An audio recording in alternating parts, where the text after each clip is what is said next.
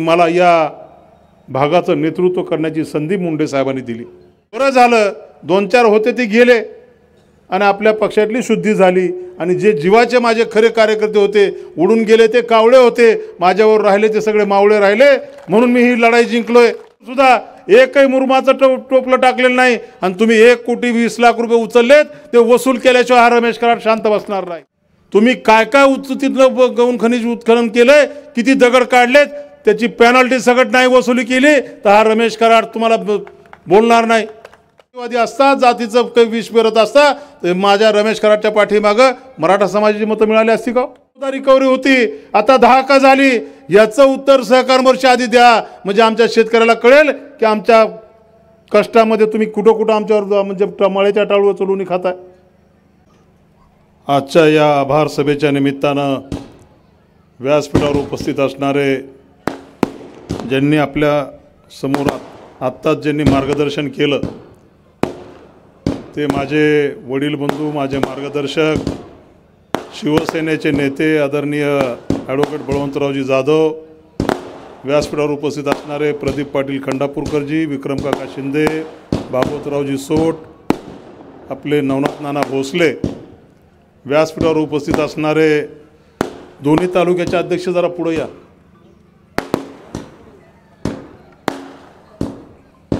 ज्यांची गेल्या आठवड्यामध्ये तालुका अध्यक्ष म्हणून नवीन निवड झाली, ते आमचे रेणापूर शहराचे म्हणजे पानगाव सर्कलचे अध्यक्ष महेंद्रजी गोडभरले आणि रेणापूर ग्रामीणचे अध्यक्ष माझे सहकारी शरदजी दरेकर यांचं सगळ्यांनी एकदा टाळ्याच्या गजरामध्ये स्वागत करावं।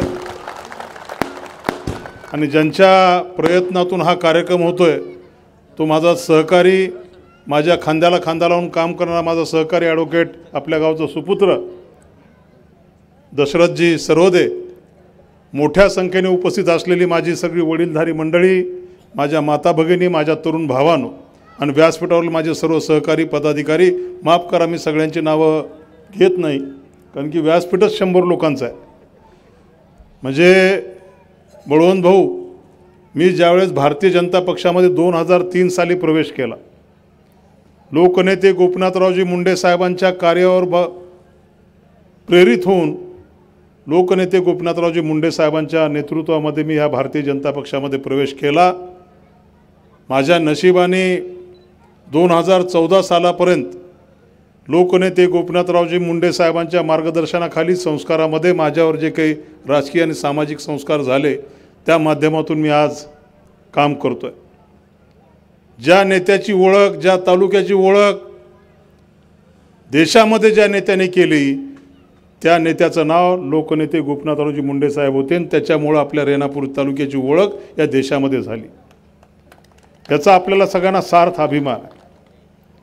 त्यांची कामाची पद्धत बघून त्यांच्या पावलावर पाऊल ठेवून चालण्याचा प्रयत्न मी प्रामाणिकपणे करतोय।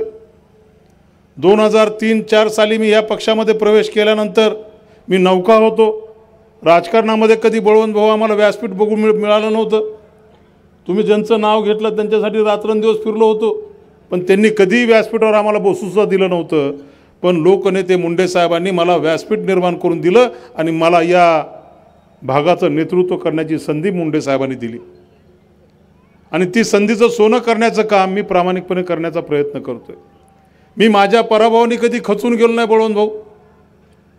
मी एकच मनामध्ये स्वप्न ठेवलं होतं की जोपर्यंत माझ्या समाजातील तळागाळातील सर्वसामान्य 18 पगड जाती धर्माच्या लोकांना न्याय जोपर्यंत मिळत नाही तोपर्यंत आपला हा संघर्ष कायम चालू राहील आणि तो संघर्ष मी आजपर्यंत कायम करतो। ज्या माझ्या नेत्यांनी समाजातल्या 18 पगड जाती धर्माच्या विकासापासून वंचित समाजासाठी संघर्ष आयुष्यभर केला आणि आयुष्याचा शेवटसुद्धा संघर्षामध्ये ज्या नेत्याचा झाला त्या नेत्याचा मी एक कार्यकर्ता म्हणून आज काम करतोय आणि त्याला मला सार्थ अभिमान आहे। आज बळवंत भाऊ या मतदारसंघात काम करत असताना रेणापूर तालुका तर मुंडे साहेबांचा तालुका होता। या तालुक्यामध्ये भारतीय जनता पक्षाला मानणारा मोठा वर्ग होता, पण आपल्या लातूर तालुक्यामध्ये भारतीय जनता पक्षाचं काम करणं म्हणजे पाकिस्तानामध्ये जाऊन भारताचा झेंडा लावण्यासारखं अवघड काम असताना आज आपण आपल्या तालुक्यामध्ये सुद्धा बळवंत भाऊ प्रचंड असं समर्थन आपल्या भारतीय जनता पक्षाच्या पाठीमागे उभा केलं। आज ज्या गावामध्ये आम्हाला कधी बसायला पोतं मिळत नव्हतं, त्या गावामध्ये आज जसं तुम्ही माझ्या पोरेगावमध्ये मोठं जंगी स्वागत केलं, JCB लावून फुलं माझ्यावर उधळली, त्याच पद्धतीचं स्वागत आज लातूर तालुक्यामध्ये का होत असेल, याच्या मागची कारणंसुद्धा सर्वसामान्य माणसाच्या 18 पगड जाती धर्माच्या कष्टामध्ये, दुःखामध्ये, त्याच्या अडीअडचणीमध्ये उभा राहिल्यामुळं त्या लोकांमध्ये एक विश्वास निर्माण झाला आणि हा माणूस आपल्याला कुठंतरी न्याय देऊ शकतो म्हणून त्या सगळ्या लोकांनी माझ्या पाठीमागे आशीर्वाद उभा केला। आज 2009 साली मी निवडणूक लढवली बळवंत भाऊ, त्यावेळेस मला 64,000 काहीतरी मतं पडली। एक आपले वैजनाथ दादांना 81-82,000 मतं पडली, तरी मी खचलो नाही, कारण की ज्या 64,000 मतदारांनी मला आशीर्वाद दिला आहे आणि त्यांच्यासाठी मला संघर्ष करणं गरजेचं आहे, त्यांच्यासाठी मला सक्रिय राहणं गरजेचं आहे, म्हणून मी राजकीय जीवनामध्ये सक्रिय राहिलो। आणि 2014ला बळवंत भाऊ 2014ला सुद्धा निसटता विजय विरोधकांचा झाला, एक 4-5 हजार मतांनी विजय, त्यावेळेस माझा पराभव झाला, त्यावेळेस मला 91,000 मतं पडली। मला बरेच जण म्हणले, रमेश आप्पा का खडकाला धडका देत आहे, या महासत्तेच्या पुढे तुम्ही कसं टिकावं लागणार आहे। पण मी माझ्या मनामध्ये खूणगाठ बांधली होती की ज्या 91,000 लोकांनी मला आशीर्वाद दिला आहे, त्या लोकांच्या अडीअडचणीमध्ये धावून जाणं हे माझं कर्तव्य। मी अडचणीमध्ये धावून गेलो आणि त्यांच्यासाठी काम करत राहिलो। तुम्हीच बळवंत भाऊ सांगितलं 2019ला या रमेश कराडच्या पुढे उभारण्याची हिंमत काँग्रेसच्या माजी आमदाराची नव्हती, म्हणून त्यांनी आमचे धनंजय तात्या देशमुख यांना पुढे केलं, त्यांचे फॉर्म भरण्याची तयारी केली। पण भ्रष्ट पैशाच्या, सत्तेच्या आणि पैशाच्या जोरावर हा मतदारसंघ तुमच्या उद्धव ठाकरे साहेबांना विकत घेण्याचं पाप केलं आणि या मतदारसंघामध्ये निवडणूक लढून निवडून आले। पण आजही ते सांगू शकत नाहीत की ते कुणाच्या विरोधात निवडून आले, त्यांच्या विरोधात पडलेला उमेदवार कोण आहे, ती सांगण्याची हिंमत आज काँग्रेसच्या आमदारामध्ये आहे का। या देशामध्ये विधानसभेमध्ये सगळ्यात जास्त नोटाचं मतदान पडलेला मतदारसंघ कुठला असेल तर हा लातूर ग्रामीण विधानसभा मतदारसंघ आहे।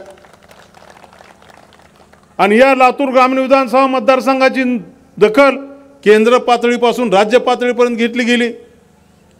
नोव्हेंबर 2019 मध्ये निवडणुका झाल्या आणि अवघ्या 5 महिन्यामध्ये माझ्या पक्षाने मला विधान परिषदेचा आमदार म्हणून काम करण्याची संधी दिली। मी 2 तालुक्याचा आमदार न राहता मी महाराष्ट्राचा आमदार झालो। पण माझी आमदारकी 12 मेला माझा बिनविरोध निवड झाली। 18 मेला मी आमदारकीची शपथ घेतली आणि ज्या दिवशी मी आमदारकीची शपथ घेतली त्या दिवसापासून आजपर्यंत मी विधान परिषदेच्या नंतर विधानसभेचा आमदार म्हणून निवडून आलोय। आजही मी माझी आमदारकी माझ्या स्वतःसाठी जगलो नाही, स्वतःसाठी वापरली नाही। माझ्या आमदारकीचा उपयोग माझ्यासाठी ज्यांनी 25 वर्ष मी कोणाला काय देऊ शकलोय मला माहीत नाही, पण मी त्यांना एक विश्वास दिला, मी त्यांना स्वाभिमान दिला। त्या कार्यकर्त्यांनी माझ्यासाठी संघर्ष केला आणि माझ्या खांद्याला खांदून राहून माझ्यावर काम केलं, माझ्या जीवाला जीव देण्याचं काम माझ्या सर्वसामान्य कार्यकर्त्यांनी केलं। माझा एकही कार्यकर्ता बळवंत भाऊ 4 चाकीवाला नव्हता, त्याच्याकडे मोटरसायकल सुद्धा नवीन घेण्याची हिंमत नव्हती, ताकद नव्हती। असा सर्वसामान्य कुटुंबातला अल्पभूधारक शेतकऱ्याचा पोरगा जो माझ्याबरोबर 1999 पासून जोडला गेला, 2003-4 सालापासून जोडला गेला, तो आजही माझा कार्यकर्ता माझ्याबरोबर आहे। पण बळवंत भाऊ तुम्ही आता नाव घेतलं, काही जण आले काही जण गेले, त्यांचा पायगुण काय ते काँग्रेस आलेली कळाला असेल। बरं झालं आपली 7.5 गेली, नाही तर ते आपल्या नशिबाला आलं असतं। याच पोरेगाव मधल्या सगळ्या माझ्या भारतीय जनता पक्षाच्या मुंडे साहेबांच्या कार्यकर्त्यांची इच्छा होती ह्या माणसाला तुम्ही सरपंच करू नका, पण सगळ्यांचा विरोध पत्करून मी त्या माणसाला सरपंच केलं। काय कमी केलं, सर्व अर्थाने सरपंच केलं। पण माणसं काय ते नमक हराम का नमक हलाल म्हणतात, खाजवलं। हां, त्यांची त्यांना लकलाभ आहे। बरं मध्ये गेले, पुन्हा आले, पुन्हा पाया पडले। 6 महिने आमचे विक्रम काका माझ्या मागं होते, घ्या आपल्याला एक माणूस गरजेचा आहे। अरे नाही म्हणलंय सुद्धा, ते आपल्यातलं नाही। त्यांच्यामुळं त्याला परत घेतलं. आणि आमचे नवनाथ नानामध्ये जरा रुसले होते माझ्यावर. जो कार्यकर्त्याचा अधिकार माझ्यावर आहे, तो कार्यकर्ता माझ्यावर रुसण्याचा अधिकार सुद्धा त्याला आहे. पण नवनाथ नाना रुसल्यामुळं नवनाथ नानाला मी जरा प्रमुख केलं. कारण की नवनाथ नानांनी या तालुक्यामध्ये मुंडे साहेबांच्या नेतृत्वामध्ये गेले 30-35 वर्ष काम केलं, म्हणून नवनाथ नानाला मी मान दिला आणि माझ्या निवडणुकीचं प्रमुख मी त्यांना केलं. लगेच कुणाला तरी राग आला आणि लगेच रात्रीतून 12 वाजता राजीनामा. अरे तुझ्यात हिंमत होती तर समोर येऊन यायचा, समोर बोलायचं. पण बरं झालं 2-4 होते ते गेले आणि आपल्या पक्षातली शुद्धी झाली. आणि जे जीवाचे माझे खरे कार्यकर्ते होते उडून गेले, ते कावळे होते, माझ्यावर राहिले ते सगळे मावळे राहिले. म्हणून मी ही लढाई जिंकलोय. माझ्याबरोबर प्रस्थापित कोणीच नाही. बळवंत भाऊ मला वाईट वाटलं. आता तुमचे पुतणे आहेत ते प्रमोद आबा, चांगला सज्जन माणूस आहे, मितभाषी माणूस आहे, दिसायला गोरा गोमटा आहे, उंचापुरा आहे. पण बिचाऱ्याने सगळी राख लावून घेतली का नाही? तुम्ही त्याचे चुलते असल्यामुळे तुम्हाला माहिती आहे. त्या बिचारालाही माहीत नसेल बळवंत भाऊ तू सही कर म्हणले, सही घेतली त्याची, ती बी खरी आहे का नाही मला माहीत नाही. त्यांनी काय स्टेटमेंट दिलं गेल्या आठवड्यामध्ये? ही जनता जनार्दन बघून ह्या काँग्रेसवाल्याच्या पोटामध्ये दुखायला लागले, पायाखालची वाळू सरकायला लागली आहे. म्हणून आता कुणीतरी मध्येच बळवंत भाऊ त्यांनी आमच्या वैजनाथ दादांना म्हणले की रमेश कराड आपल्यावर लय आरोप करायले, तुम्ही त्यांना उत्तर द्या. तर वैजनाथ दादा म्हणले काय म्हणून उत्तर देऊ? ते जे आरोप करतात त्याच्यामध्ये काय चुकीचं आहे, त्यांनी काय खोटं बोलले आणि मी त्यांना काय म्हणून उत्तर देऊ याचं मला आधी सांगा, मग नंतर मी उत्तर देतो. मी काय वैयक्तिक कुणावर आरोप केले नाहीत.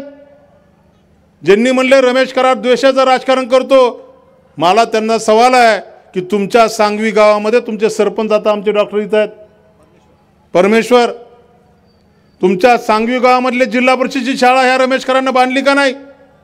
तुमच्या सांगवी गावामध्ये अनेक वेगवेगळ्या योजनेच्या माध्यमातून लाखो रुपयाचा निधी दिला का नाही? 15 वर्षामध्ये तुमच्या गावामध्ये काँग्रेसवाल्यांनी काय दिलं?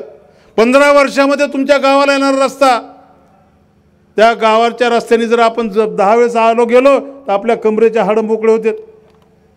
तुमच्या काँग्रेसवाल्यांनी काय विकास केला हे आधी तपासून बघा. आणि नंतर आमच्यावर द्वेषाचा, आम्ही विकासाची कामं केली, आम्ही द्वेष केला. अहो आत्ता मला बळवंत भाऊ दोघा चौघांनी निवेदन आणून दिले. पोरेगावमधला रस्ता बरोबर आहे का नाही? डिगोळ देशमुखला जाणारा जे आमचा मागं एक रस्ता होता ते झाला का नाही? 1 किलोमीटर सिमेंट कॉन्क्रीटचा रस्ता झाला. पुढचा रस्ता का झाला नाही? हे विकास आहे का तुमचा? याच्या अगोदर तुमच्या सत्तेच्या काळामध्ये तुम्ही बोगस बिलं उचलली, काम न करता पैसे उचलले, पण कुठल्या रस्त्यावर मुरुमाचं टोपलं टाकलेलं नाही. याचे साक्षीदार आम्ही आहेत.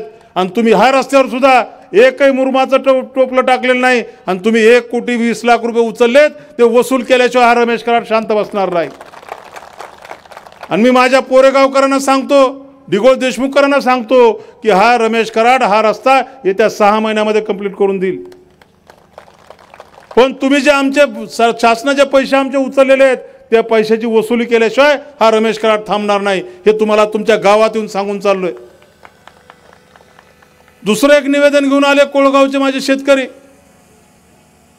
अरे सर्वसामान्य गोरगरीब 18 पगड जाती धर्माच्या शेतकऱ्याच्या अन्नामध्ये मीठ माती घालवण्याचं काम जर तुम्ही करणार असाल तर तुमचा उद्योग मी चालू देणार नाही, हे जाहीरपणे आज तुमच्या व्यासपीठावर येऊन सांगतोय.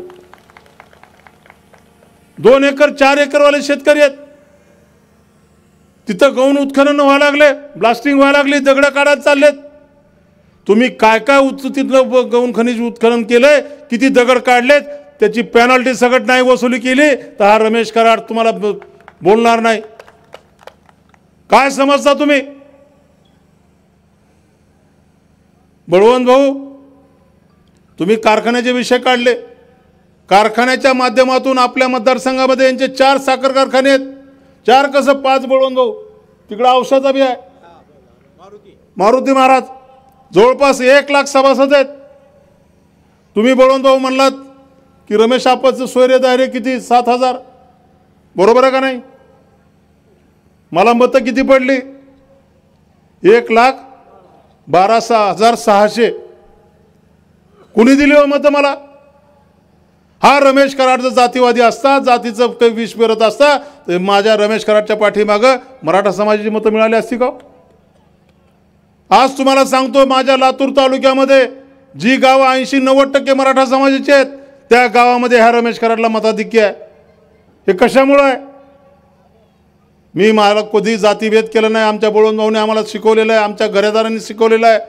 आम्ही वारकरी संप्रदायाच्या संस्कारात वाढलेली माणसं आहेत. आम्ही कधी जातीपातीचं राजकारण केलं नाही. आमच्यावर ते संस्कार असल्यामुळं आमची जात ही शेतकऱ्यांची जात आहे आणि माझ्या शेतकऱ्याच्या डोळ्यातले अश्रू आपण पुसले पाहिजेत, त्याच्या अडीअडचणीमध्ये आपण उभं राहिलं पाहिजे. म्हणून आजपर्यंत 20 वर्ष झालं मी हा संघर्ष करतोय आणि मोठ्या प्रस्थापिताच्या विरोधात संघर्ष करतोय. बळवंत भाऊ, आता या सभेमध्ये आता कुणाची हिंमत नाही. त्या व्यासपीठावर कोण आलं तुझं बघतो, तुझा ऊस कसा जातो ते बघतो, इकडून कसा रस्ता जातो ते बघतो. आता म्हणून तर बघा, आता माझ्या गोरगरिबाला जर अडवणुकीची भूमिका घेतली तर तुम्हाला आडवं करण्याची ताकद या रमेश कराडमध्ये आहे आणि ती ताकद या सर्वसामान्य 18 पगड जाती धर्माच्या लोकांनी या रमेश कराडमध्ये निर्माण केलेली आहे. आज बळवंत भाऊ, आपले विधानसभेचे निकाल लागले, आपण निवडून आलोत. या राज्यामध्ये जे शक्य नाही ते शक्य करण्याची ताकद तुमच्या मतामध्ये होती आणि ती मतामधून तुम्ही सिद्ध करून दाखवलं आणि रमेश कराडला तुम्ही निवडून आणलं. ज्यावेळेस मी मुंबईमध्ये गेलो, माझ्या पक्षाच्या सगळ्या नेत्यांना खरं वाटत नव्हतं की रमेश कराड निवडून आलाय का. आपले मुख्यमंत्री आमचे विक्रम काका आणि भागवतराव माझ्याबरोबर होते. मुख्यमंत्र्यांनी सगळ्यांना सोडलं आणि मला येऊन मिठी मारली. वारे बहादर म्हणले, तुला मी मानलं. मी कधी स्वप्नात विचार केला नव्हता की लातूर ग्रामीणची जागा रमेश कराड जिंकेल म्हणून. फक्त मला स्वतःला आत्मविश्वास होता. मी माझ्या स्वतःसाठी कधीच काही मागितलं नाही. मी माझ्या स्वतःसाठी कधीच राजकारण केलं नाही. मी माझ्या 18 पगड जाती धर्माच्या लोकांच्या विकासासाठी राजकारण केलं. जे विकासापासून वंचित समाज आहे त्या समाजाला विकासाच्या प्रवाहामध्ये आणण्यासाठी राजकारण केलं आणि त्या समाजाने माझ्या पाठीमागे आशीर्वाद उभा केला. आज आपण निवडून आलो. कधी बोर्ड लागले होते का? पहिला हप्ता 2700, पुन्हा लगेच महिन्याभरानं फायनल 3000. अरे गेल्या 5 वर्षामध्ये तुम्ही 2600 आणि 2700च्या वर गेला नव्हतात. गेल्या 5 वर्षामध्ये या साखरेचा भाव काय होता? 35, 36, 38. आता बी तेच आहे. मग असा काय 6000 भाव झाला होता का? मग आता 3000 का परवडतोय? याचा अर्थ तुम्ही आमचं 5 वर्षामध्ये 1,500 ते 2,000 रुपयाचं नुकसान केलेलं आहे. ते आधी आमचा हिशोब कधी देणार ते सांगा. आणि तुम्ही 3000 भाव देता, उपकार करत नाही बळवंत भाऊ. आज आपल्या पंढरपूरचा विठ्ठल कारखाना आहे, अभिजित पाटील त्याचे चेअरमन आहेत. त्यांनी पहिली उचल 3500 रुपये दिली. अजितदादाचा माळेगाव कारखाना आहे, त्यांचं फायनल बिल 3900 रुपये. तिकडं विनय कोरेंचा कारखाना आहे, 4100 रुपये. आणि हे सुद्धा देण्याची वेळ का आली भाऊ? 3000 तरी. या देशामध्ये नरेंद्र मोदींचं सरकार आलं, या सरकारमध्ये सहकार खातं निर्माण झालं आणि नरेंद्र मोदींनी शेतकऱ्यांना कुठे आर्थिक आधार दिला पाहिजे म्हणून उसाला FRP देणं बंधनकारक केलं. तुम्ही कधी रेणावर जा, मांजरावर जा, यांच्या कपाटामध्ये बक्षिसानं भरलेलं आहे. कशाचे बक्षीस आहेत? आशिया खंडात पहिला उच्चांकी रिकव्हरी, बरोबर आहे.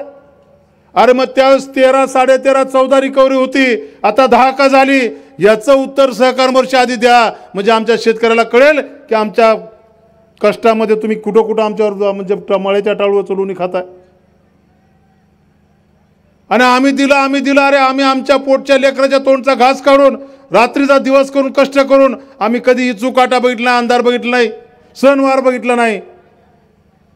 आम्ही कष्ट केलं, घाम गाळला, जोपासलं आणि त्याचा मोबदला आम्ही मागतोय. आम्ही काय फुकट उपकार तुम्हाला आम्हाला गरज नाही. पण जणू काय तुमची चूल आम्ही पेटवली ह्या आविर्भावामध्ये हे बोलतात. हे कुठेतरी बंद झालं पाहिजे. म्हणून माझी सगळ्या पोरेगाव असेल, कामखेडा असेल, या जिल्हा परिषद सर्कलमध्ये माझ्या सगळ्या वडीलधाऱ्या माणसांना, माझ्या तरुण भावांना विनंती आहे, येणारा काळ हा आपला काळ आहे. आणि मी तुम्हाला आज सांगून जातो, मला यायला थोडं 2-3 महिने उशीर झाला, मी मान्य करतो. मी निवडून आलो, एक महिनाभर आमचं मुंबईचं अधिवेशन, पुन्हा नागपूरचं अधिवेशन, मला थोडं डोळ्याचा त्रास आधीच चालू झाला होता. मी डॉक्टरकडे गेलो मुंबईला. त्यांनी म्हणले की तुम्हाला इथून मी सोडणार नाही, लगेच ऑपरेशन करावं लागेल. त्यांनी ऑपरेशन केलं. मला 2 महिने घराच्या बाहेर पडू नका असं सांगितल्यामुळं मी घराच्या बाहेर पडलो नाही. ह्या काँग्रेसवाल्यांनी नाही ते उठवलं. अरे काँग्रेसवाल्यानं, या रमेश कराडच्या डोक्यावर माझ्या लाडक्या बहिणींचा आशीर्वाद आहे, माझ्या वडीलधाऱ्या माणसाचा आशीर्वाद आहे, माझ्या तरुण भावांचं मला सहकार्य आहे. आणि यांच्या आशीर्वादाने, यांच्या सहकार्याने या रमेश कराडचं कुठलं बालबाका होऊ शकत नाही, हे तुमच्या लक्षात यायला पाहिजे. आणि मी आज तुम्हाला सांगून जातो, तुम्ही आता 2029 विसरा, 2034ची तयारी चालू करा. तर काही जमलं तर जमलं, नाही तर ते सुद्धा जमू देणार नाहीत.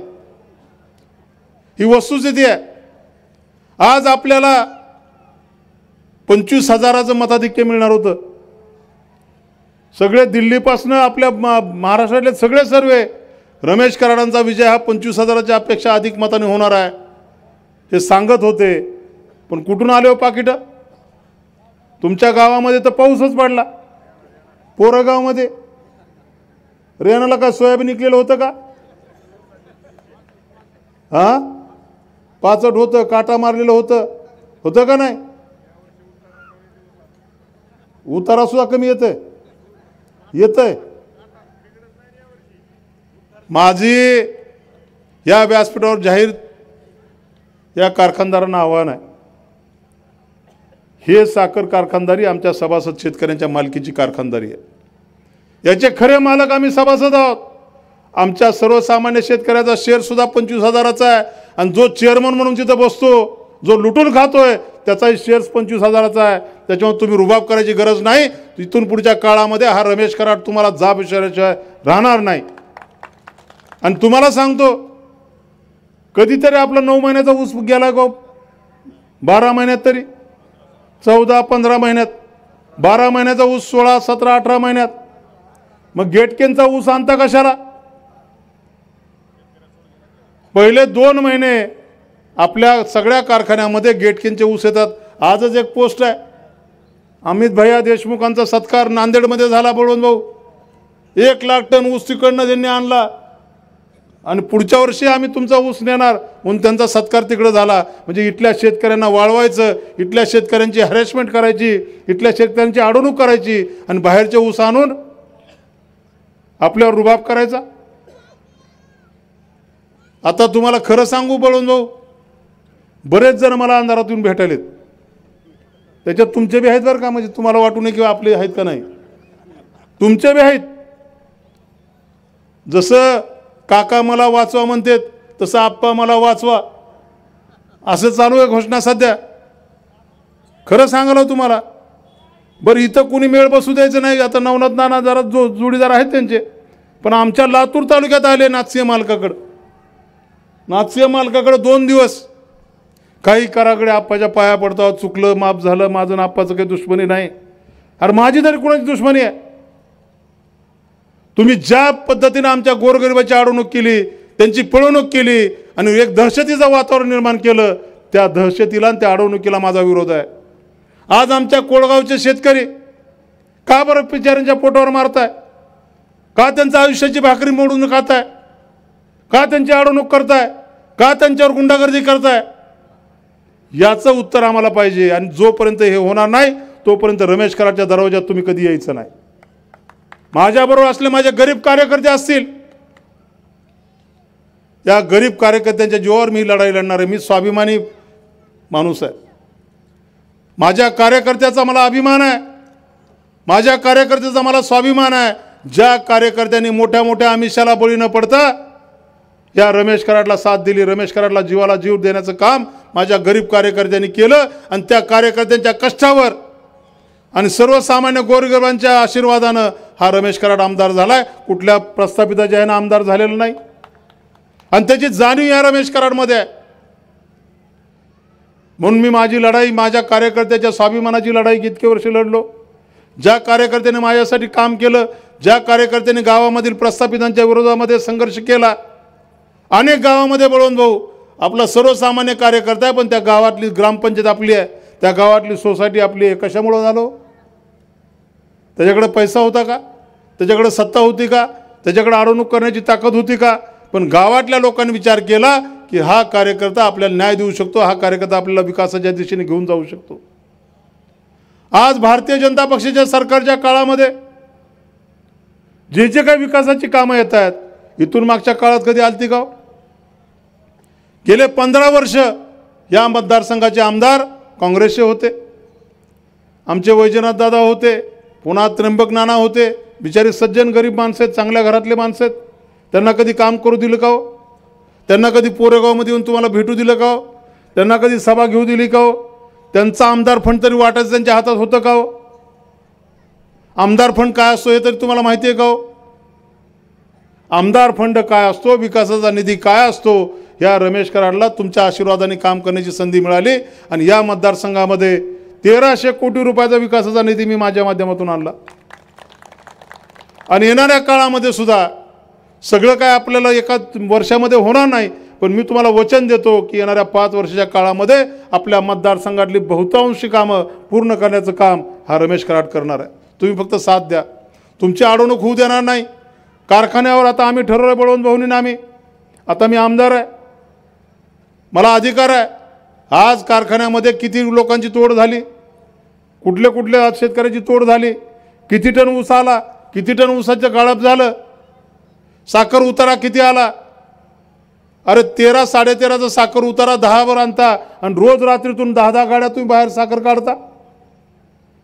2 नंबरची साखर रोज निघते का नाही? बरं बरोबर भाऊ, ज्या कार्यकर्त्याने आता तुम्ही सांगितलं की तिकडून जे आले कडी पोसवर सगळे देशमुख आहेत का नाही? एक होतं तुमच्या गावचं, त्याला बी काढलं. बिचाराने एवढं प्रामाणिकपणे इज्जत म्हणजे दिवसाचा रात्र करून सेवा केली, पार जोडे उचलण्यापासून केलं. केलं का नाही पोरेगावकर? तुमच्या गावामध्ये नंगानाच केला, गरिबाची अडवणूक केली, पिळवणूक केली, दडपशाही केली, हुकुमशाही केली. प्रत्येक निवडणुकीमध्ये बळवंत भाऊ पैशाचा पाऊस. अरे आम्हाला सगळं माहिती आहे, पैसे कुठून आले. आज प्रत्येक घरामध्ये 2000, 5000, 7000, 10000चं पाकिट वाटायला कोण? गावातला कार्यकर्ता पुढारी होता का कोणी? कर्मचारी. 10 वर्ष नोकरी झाली भाऊ, आणि पगार किती आहे? 9000, 12000. आणि ते कर्मचारी पाकिटं वाटायला. त्या गावातला जो प्रामाणिकपणे एकनिष्ठपणे काम करणारा कार्यकर्ता, त्याला फक्त त्याच्याकडं तोंडाकडे टुकूमुकू बघायचं. पण आलेलं पाकिट तरी तुमच्यापर्यंत आलं का? वरून 5000चं निघालं, तुमच्याकडे 3000पर्यंतच पोचलं. मधले 2000 हाणले का नाही? अशी ही काँग्रेसवाल्यांची मड्याच्या टाळूवरची लोणी खाणारी अवलाद आहे. आणि ह्या काँग्रेसवाल्याला देशातून हद्दपार केलं आहे, महाराष्ट्रातून हद्दपार केलं आहे, आणि आपल्या ग्रामीण विधानसभा मतदारसंघातून सुद्धा आपण हद्दपार केलं आहे. आता पुढे ही काँग्रेसचं बी नको आपल्याला. मधी काँग्रेसचं बी होतं, शेतामध्ये काही पिकू देत होतं का ते? त्याच्यामुळं हे काँग्रेसचं बी पुन्हा वापरलं नाही पाहिजे, याची काळजी आपण सगळ्यांनी घेतली पाहिजे. आज आम्ही ज्या ज्या गावात जातोय, ज्या ज्या भागात जातोय, जे जे शेतकऱ्यांचे प्रश्न आहेत ते प्रश्नाला वाचा फोडण्याचं काम करतोय. आज आपल्याला अतिवृष्टीचं अनुदान मिळालं असेल, अतिवृष्टीचं अनुदान काही मिळालं का मागचं? असं कसं नाही म्हणतो? देऊन तरी देणं म्हणत जा. काँग्रेसवाल्यांनी 70 वर्षात काहीच दिलं नाही तुम्हाला. आत्ता जिथं अतिवृष्टी झाली तिथं अनुदान देण्याचं काम झालं. जिथं पीक विम्याचा विषय, आपल्या रेणापूर तालुक्यामध्ये 37,500-600 काहीतरी शेतकरी या पीक विम्यासाठी लाभार्थी आहेत. त्याच्यापैकी फक्त आत्ता 12,500 शेतकऱ्यांच्या खात्यावर पीक विमा पडला आहे. राहिलेल्या खात्यावर पीक विमा पडणार आहे आणि 100% पीक विमा आपल्या सगळ्यांना मिळणार आहे. असं कधी झालं नव्हतं. 1 रुपयामध्ये पीक विमा मिळाला आहे. तुमच्या गावामध्ये घरकुलं किती आली हो? पोरेगावमध्ये घरकुलं किती आले? कोण आहेत? दशरथ कुठं गेला? 47 घरकुलं आले. जास्ती आले असतील हो. पोरेगावमध्ये जास्ती आलेत घरकुलं. मोदी आवास येणारे सगळे घरकुलं किती आले सांग? हां 167 घरकुलं तुमच्या गावामध्ये आली. या काँग्रेसच्या 50 वर्षाच्या काळामध्ये कधी आलं होतं का एवढं? 50 वर्षामध्ये कधी आलं होतं का? तुम्ही जशी रानात लाईट घेतली, जशा मोटरी बसविल्या, तसं कधी बिल भरलं होतं का? किती शेतकऱ्यांनी बिल भरलं होतं? एकंदरीत हात वर करा, मी भरलं होतं म्हणून. ते सगळं माफ केलं का नाही? आणि आता पुढे फुकट आहे. बळवंत भाऊ हे तुमचे पुतणे एका बँकेचे व्हाईस चेअरमन आहेत. तुमचा विकास काय आहे आम्हाला कळू द्या. तुम्ही गावोगाव प्रसिद्धी केली की आम्ही शेतकऱ्यांना 5 लाख रुपये बिनव्याजी देणार आहेत. या रेणापूर तालुक्यामध्ये 54,000 शेतकरी आहेत. या बँकेचे सभासद शेतकरी 54,000 आहेत. या 54,000 शेतकऱ्यामध्ये 50 तरी शेतकरी असे दाखवा की त्यांना 5 लाख रुपये बिनव्याजी मिळाले. इथं एवढे बसले 2-3 हजार शेतकरी आहेत. एकाने हात वर करून सांगा की मला 5 लाख रुपये बिनव्याजी मिळाले. मिळालं का कुणाला? मग कशाची जाहिरात करता? अरे जी बँक, जी संस्था शेतकऱ्यांसाठी आहे, तिथं शेतकऱ्यांची अडवणूक होते. शेतकऱ्यांना वेळेवर पीक कर्ज मिळत नाही. बाकीच्या नॅशनलाइज बँका आपल्याला 2-2, 4-4 लाख रुपये कर्ज देतात आणि हे 60,000 आणि 40,000. आणि ते उपकार, ती अडवणूक. त्या सेक्रेटरीनी वेगळीच अडवणूक करायची, त्या चेअरमनने वेगळीच करायची. हे कुठेतरी थांबलं पाहिजे. आणि आता अमितभाई शहांनी आपल्या सोसायट्यांसाठी एक वेगळा नियम केला आहे. आपल्या सोसायटीच्या माध्यमातून गावामध्ये मिठापासनं ट्रॅक्टरपर्यंत, कपडे असतील, किराणा असेल, मोटरी असतील, काय तुमची पाईपलाईन असेल, ह्या सगळ्या गोष्टी त्या सोसायटीच्या माध्यमातून आपल्याला आपल्या गावामध्ये मिळणार आहेत. आणि त्याची सुरुवात लवकरच होणार आहे. काँग्रेसवाल्यांनी कधी केलं होतं का असं? या भारतीय जनता पक्षामध्ये नरेंद्र मोदीचं पोरगं, पोरगी, बायको कोणी आहे का राजकारणात? आहे का? अटलजींचं कोणी होतं का?